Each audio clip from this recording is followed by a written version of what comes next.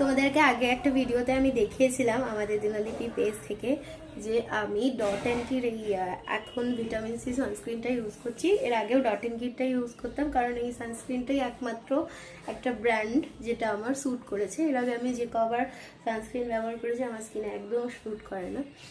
সব থেকে প্রধান কারণ যেটা আমার স্যুট করে সেটা হচ্ছে যে এর লাইট টেক্সচারটা। তো সানস্ক্রিন আমি সবসময় যখনই মাখি কানে, গলায়, ঘাড়ে পুরো ভালো করে অ্যাপ্লাই করি, আর যতটা আর কি পারি বেশি করে মাখার। প্রথমে একবার আমি মেখে অ্যাবজর্ব করে নিই ভালো করে, তারপর সেকেন্ড টাইম আবার মেখে, এই যে এটা আমার সেকেন্ড টাইম রিঅ্যাপ্লিকেশন, এটা করে অ্যাবজর্ব হয়ে যাওয়ার পর আমি 15 মিনিটস আগে রাস্তায় বেরোনোর সানস্ক্রিন মাখি।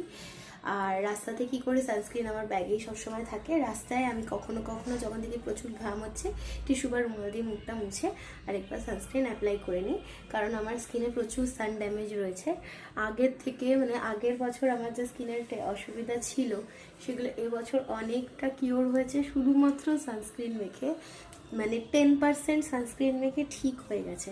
এখনও আমার স্কিন 90% খারাপ। কতদিনে এগুলোর সুরাহা হবে আমি জানি না, তবে ইচ্ছা আছে নেক্সট মান্থে আরেকবার ডার্মাটোলজিস্টের কাছে যাব। তো তখন ডাক্তার কি বলে বা স্কিন টেস্টে কী বেরোয় দেখা যাক, সেগুলো আবার তোমাদের সাথে আমি রেগুলারলি আপডেট করতে থাকবো।